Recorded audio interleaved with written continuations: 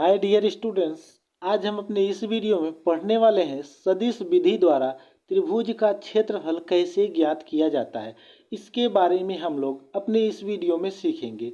तो इसमें हम त्रिभुज का क्षेत्रफल ज्ञात करना तो कई तरीके से सीखा है, लेकिन इसमें जो हम सीखने वाले हैं वह सदिश विधि से होगा। तो सदिश विधि से क्षेत्रफल को कैसे ज्ञात किया जाता है, इसके बारे में बहुत ही आसान भाषा में और बहुत ही कम समय में हम त्रिभुज के क्षेत्रफल को ज्ञात करना सीखेंगे। तो जितने भी स्टूडेंट्स ने सारणिक को पढ़ा होगा उनके लिए और भी आसान यह क्वेश्चन बन जाएगा। तो ये क्वेश्चन जो है हमारे सारणिक से रिलेटेड ही क्वेश्चन दिया गया है, जो कि सदिश विधि के अंतर्गत आएगा। अब इसमें हम क्वेश्चन को सॉल्व करने के लिए सबसे पहले हमें पता होना चाहिए कि इसमें जो फार्मूला यूज होगा वह हमारा फार्मूला क्या होगा, और उस फार्मूले में ये जो मान दिए गए हैं उन्हें किस तरह से पुट किया जाएगा, इन सब के बारे में पता होना चाहिए। तभी हम इस क्वेश्चन को सॉल्व कर सकते हैं, अन्यथा ये क्वेश्चन हमें सॉल्व करना भी नहीं आएगा। तो आइए हम अपने इस क्वेश्चन को बहुत ही अच्छे ढंग से आप लोगों को समझाने की कोशिश करेंगे, और उम्मीद है कि आप लोगों को समझ में भी आएगा। तो यहाँ से सबसे पहले हमें पता होना चाहिए कि इसका जो फार्मूला होता है वह क्या होता है।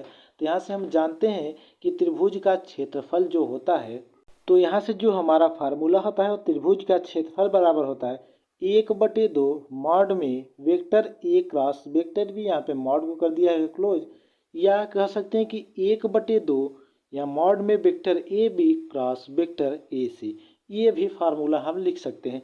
अभी vector A cross vector B कब लिखेंगे, जब यहाँ पे ए और बी के रूप में हमें सदिश दिया रहेगा तब। जैसे उसके साथ में आई कैप जे कैप के कैप लगा के वेक्टर ए का मान दिया रहेगा, और इसी तरह से वेक्टर बी, मात्र यही दो वैल्यू ए और बी दिए रहेंगे तो हम vector A cross vector B लगाएंगे।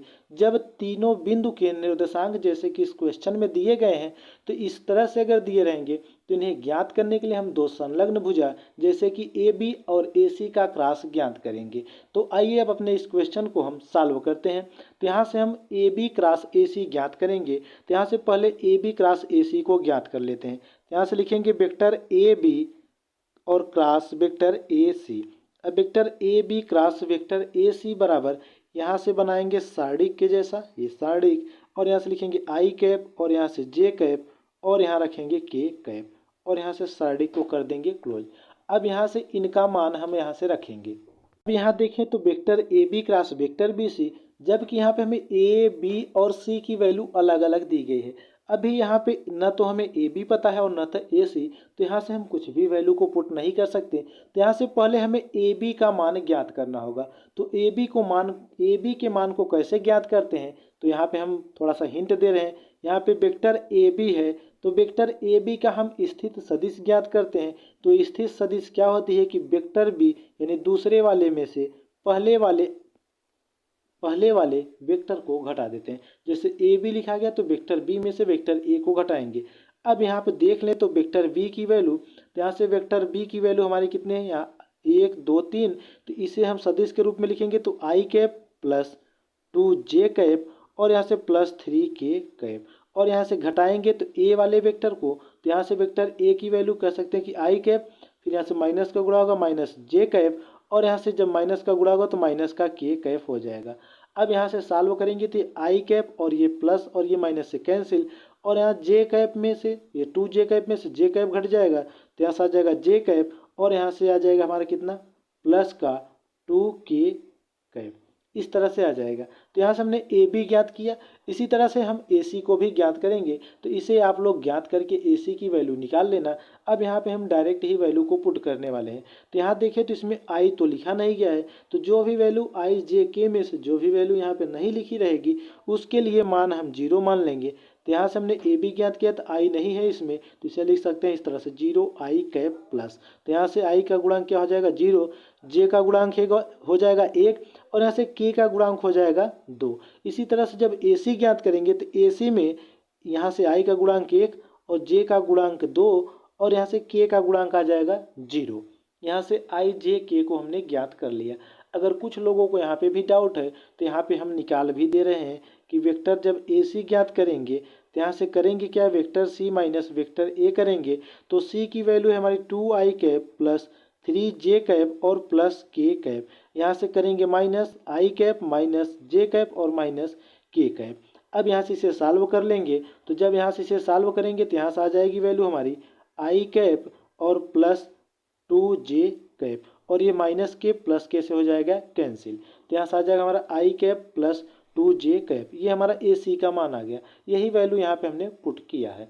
अब यहाँ से vector A B cross vector A C ज्ञात करेंगे तो vector A B cross vector A C को अब ज्ञात करेंगे तो यहाँ ध्यान ये रखना, अब यहाँ पे हम डायरेक्ट ही वैल्यू को ज्ञात कर ले रहे हैं।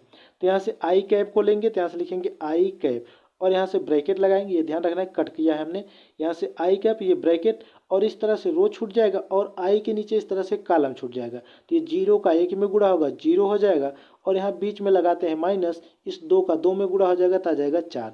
जब आई लेना है तो इसके साथ हमें चिन्ह प्लस लेना है और जे के साथ माइनस लेना है तो यहाँ माइनस जे कैप और इसी तरह से हम इसमें भी फॉलो कराएंगे जैसे हमने आई के लिए किया तो इस तरह से छूटेगा। अब जे के नीचे वाली वैल्यू छूट जाएगी तो बचेगा यहाँ से 0 और यहाँ से 2, यहाँ से 1 और यहाँ से 0। तो 0 का 0 में गुणा होगा तो हो जाएगा 0, फिर यहाँ लगाएंगे माइनस, 1 का 2 में गुणा हो जाएगा तो यहाँ से हो जाएगा 2 और फिर अब के वाली वैल्यू को प्लस के साथ यहाँ नीचे लिख दे रहे हैं तो प्लस के कैप और फिर लगाएंगे ब्रैकेट, इस तरह से रो छूटेगा और के नीचे की वैल्यू छूटेगी तो बचेगा 0 1 1 2।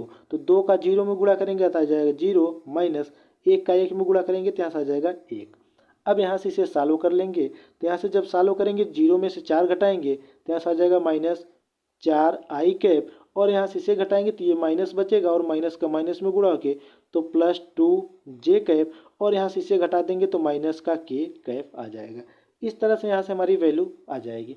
अब यहाँ पे फार्मूला क्या होता है हमारा, तो यहाँ से होता है मॉडुलस में वेक्टर ए क्रॉस मॉडुलस में वेक्टर मॉडुलस में vector A B cross modulus में वेक्टर ए सी। अब यहाँ से इसका मॉडुलस जब ज्ञात करेंगे तो यहाँ से लिखेंगे vector A B cross vector A C, यहाँ मॉडुलस में और मॉडुलस को कर देंगे क्लोज। अब यहाँ से इसका मान ज्ञात करेंगे तो यहाँ से लगाएंगे रूट और यहाँ से -4 का वर्ग, फिर यहाँ से प्लस, यहाँ से 2 गुणांक है तो 2 का वर्ग प्लस, यहाँ से देखें तो गुणांक -1 है तो -1 का वर्ग। अब यहाँ से सॉल्व कर लेंगे तो यहाँ से जब इसे सॉल्व करेंगे तो 4 का वर्ग आ जाएगा 16 प्लस यहाँ से 2 का वर्ग आ जाएगा 4 प्लस यहाँ से आ जाएगा 1। टोटल अगर जोड़ देंगे तो यहाँ से जोड़ने पे आ जाएगा हमारा टोटल रूट में कितना 21। अब यहाँ से रूट में 21 आ गया।